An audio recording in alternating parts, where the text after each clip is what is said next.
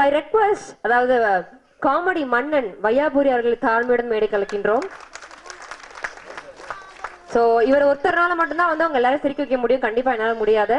And இவர் இருக்கிற இடத்துல வந்து கண்டிப்பா வந்து ஒரு சந்தோஷத்துக்கான ஒரு அளவே இல்லாத ஒரு புன்னகை இருக்கும். சோ இங்க வந்ததுக்கு, இந்த விழாக்கு பெருமை தந்ததுக்கு மிக்க நன்றி சார். சோ ஒரு வார்த்தைகள் நீங்க கலந்துக்குமாறு கேட்டுக்கேன்.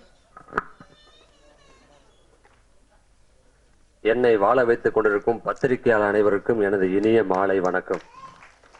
ஏன்னா சாயந்தரம் வந்தோடனே கேட்டேன், என்னங்க இவ்வளவு பத்திரிக்கையாளங்க வந்திருக்காங்க, ஞாயிற்றுக்கிழமை வரமாட்டாங்களே, இது ரஜினி படமா இல்லை வந்து கமல் சார் படமான்னு கேட்டேன். இல்லைங்க, கைபேசி காதல்னாங்க, அதுக்கு இவ்வளவு வந்திருக்காங்க. அதுக்கு காரணம் என்னன்னு கேட்டீங்கன்னா, பெருமாளுக்கு பிடிச்சது துளசி, முருகனுக்கு பிடிச்சது வேலு. பாருங்க, பெரும் துளசி பழையவேல் இருக்கும்போது அப்புறம் மற்றவங்க எல்லாம் வராம இருப்பாங்களா?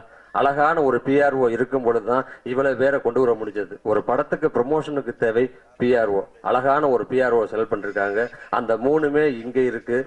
அது மட்டும் இல்லாமல் நான் வந்தோன்னு நினைச்சிருப்பேன், கார்டெல்லாம் பார்த்துருப்பீங்க, இன்னும் இந்த போட்டோ கார்டில் இவன் பேரையும் காணும், ஆளையும் காணும், போட்டோவையும் காணும், இவன் மட்டும் வந்து நிக்கிறான் அப்படின்னு திடீர்னு நினைச்சிருப்பீங்க. நிஜமாவே நான் இருக்கேன் அப்படின்னு ஞாபகப்படுத்துறதுக்காகத்தான் இந்த பட விழாவுக்கு நான் வந்ததே தவிர வேற ஒண்ணும் இல்லை. வையாபுரின்னு ஒரு நடிகர் இருக்கார். ஒருவேளை கன்னடத்துக்கு தெரியாம இருக்கலாம், தமிழ் இயக்குநர்கள் எல்லாருக்கும் தெரியும். அவங்க எல்லாருக்கும் ஞாபகப்படுத்துறதுக்காகவும் நிறைய பட பூஜை விழா எல்லாத்துக்கும் போயிருக்கேன். உள்ள வந்துன்னு சொன்னாங்க, பரவாயில்லையே. ஆனா நண்பர் சொன்னார், ஃப்ரண்ட் ரோல உட்காந்துருக்கீங்க அப்படின்னு. பரவாயில்லைங்க, இந்த படத்துலயாவது கொடுத்துருக்காங்க ஃப்ரண்ட் ரோ, வேற யாராவது ஆர்டிஸ்ட் வராங்களான்னு கேட்டுட்டு தான் உள்ள வந்தேன். அண்ணன் கொஞ்சம் பின்னாடி உட்காடுறீங்களா அப்படின்னு சொல்லிடக்கூடாதுங்கிறதுக்காக, பரவாயில்ல வையாபுரி மட்டும்தான் அப்படிங்கிறதுனால முன்னாடி வந்து உட்காந்தேன். யாரும் எழுப்பல. நானா போனதுக்கு காரணம் என்ன, எல்லாரும் குத்து விளக்கு இந்த பூஜை சமாச்சாரங்கள்லாம் முடிச்சுக்கட்டும், அப்புறமா நம்ம வந்து பேசலாங்கிறதுக்காக தான். கைபேசி காதல், உண்மையிலே காதல் எல்லா விஷயத்திலும் இருக்கு. இருந்தாலும் கைபேசி மூலமாக ஒரு காதல் வந்திருக்குன்னா சந்தோஷமான விஷயம். அதுவும் நம்ம ஊருக்காரு, நம்ம திருப்பத்தூர்காரரு. அங்க இப்பதான் ஒரு பங்க்னு ஒரு படத்தை முடிச்சுட்டு வந்திருக்கோம். அங்க அந்த பங்க் படத்துக்கு நிறைய உதவிகள்லாம் பண்ணியிருக்கார். அந்த படம் விரைவில் ரிலீஸ் ஆக போகுது. என்னை வெளியே போகும்போது எல்லாரும் கேட்கறது, சார் உங்க கடைசி படம் என்ன அப்படின்னு. கடைசி படம் வீட்டுல போட்டோல மாட்டினா தான் தெரியும், எனக்கு என்ன தெரியும். அந்த கடைசி படம் அடுத்த படம் என்ன அப்படின்னு கேட்கறாங்க. உண்மையிலே தமிழ்ல இருக்கிற அத்தனை இயக்குநர்களுக்கும் டெய்லி காலைல நான் போன் பண்ணிக்கிட்டு தான் இருக்கேன். அண்ணே நான் உயிரோட தானே இருக்கேன், நான் போயிடுறேன்னு, என் படம் எதுன்னு கேட்கறாங்க. கொஞ்சம் கூப்பிடுங்கன்னு சொல்லிக்கிட்டு இருக்கேன். இருந்தாலும் எல்லாரும் கூப்பிடுறாங்க. என்னை கூப்பிட்டதுக்காக, என்ன இந்த விழாவுக்கு அழைத்ததுக்காக, கைபேசி காதல் வெற்றி எடுத்ததுக்காக உண்மையிலே மனமாற வாழ்த்துறேன். நான் வந்து ஒரு நடிகன் வளர்றதுக்கு உண்மையிலே முக்கிய காரணம் பத்திரிகை தான். அதாவது பள்ளி, இந்த இதுல வந்து நிறைய பள்ளி இருக்க, திம்ம பள்ளி இருக்காரு, பள்ளி காதல் பள்ளின்னு ஒரு படம்.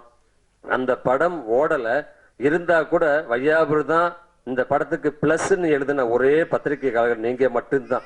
நீங்க எழுதினாலதான் மட்டும்தான் நான் இன்னைக்கு வந்து எல்லாரும் வந்து ஒரு நடிகனை பார்த்து, ஏப்பா இந்த பையன் இந்த படத்துல வருவான்ல அப்படின்னு தான் சொல்லுவாங்க. ஆனா என்ன வந்து ஒரு குழந்தைகள் கூட பார்க்கும் பொழுது வையாபுரி அப்படின்னு கூப்பிடுறாங்கன்னா அதுக்கு காரணம் வையாபுரி மென்ஷன் பண்ணி எழுதி என்னை வந்து மக்கள் எல்லாத்தையும் ரீச் பண்ணது கண்டிப்பாக பத்திரிக்காரங்க நீங்க தான். அதாவது அவர் ரஜினி சார் சொன்னார் ஏற்கனவே, நான் வந்து விழுந்த எந்திரிச்சிருவேன் சொல்லி நிறைய சொன்னாங்க. இருந்தாலும் ஒருத்தர் எழுதுறதுக்கும் ஒருத்தர் விழுகிறதுக்கும் எல்லாத்துக்கும் காரணம் நீங்க தான், பத்திரிகைக்காரங்க தான். இருந்தாலும் இந்த ஒரு நல்ல சந்தர்ப்பத்துல நிறைய படங்கள் பண்ணிக்கிட்டு இருக்கேன். அந்த படங்கள் ரிலீஸ் ஆக லேட் ஆகுது தவிர, ஏன்னா இந்த படத்துல இல்லையா அந்த படத்துல இல்லையானா அஜித் சார் படத்துலயும் விஜய் சார் படத்துலயும் இல்லைங்கிறதுக்காக நம்ம சினிமால இல்லைன்னு அர்த்தம் கிடையாது. நான் நிறைய படத்துல நடிக்கிறேன். அந்த படங்கள் ரிலீஸ் நாளை கூட இதே ஆர்கேவி ஸ்டுடியோல ஒரு பிரஸ் ஷோ கூட இருக்கு, ஒரு ப்ரிவியூ ஷோ கூட இருக்கு. பிரம்மபுத்திரான்னு ஒரு படம், நிறைய படங்கள் நடிச்சிட்டு இருக்கேன். இந்த சங்கராபுரம் கூட கமலா தேட்டர்ல பார்த்திருப்பீங்க, கேசட் ரிலீஸ் ஆச்சு. அதுக்கு நான் வர முடியல. இந்த மாதிரி நிறைய படங்கள் இருக்கு. அந்த படங்கள்லாம் திரைக்கு வரலையே தவிர மற்றபடி நான், ஏன்னா இதுதான் என்னுடைய வாழ்க்கை, இதுதான் என்னுடைய மூச்சு, இதை தவிர எனக்கு வேற துள்ளும் தெரியாது.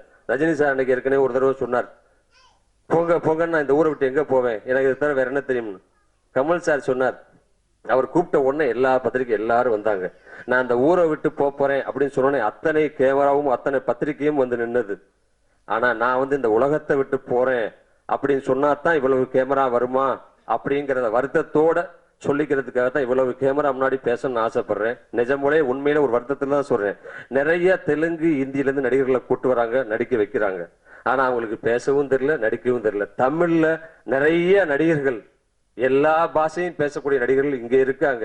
என்னால வில்லனா பண்ண முடியாதா, ஹீரோவை பண்ண முடியாதா? கொஞ்சம் முடி குட்டி போச்சு, பரவாயில்ல, அப்பா ரோல் கூட கொடுங்க, பண்ண நான் தயார். தாத்தா ரோல் கூட கொடுங்க, பண்ண தயார். ஆனா அதுக்கு உண்டான வாய்ப்புகளை நல்ல ஒரு விரைவில் எதிர்பார்த்துட்டு இருக்கேன்.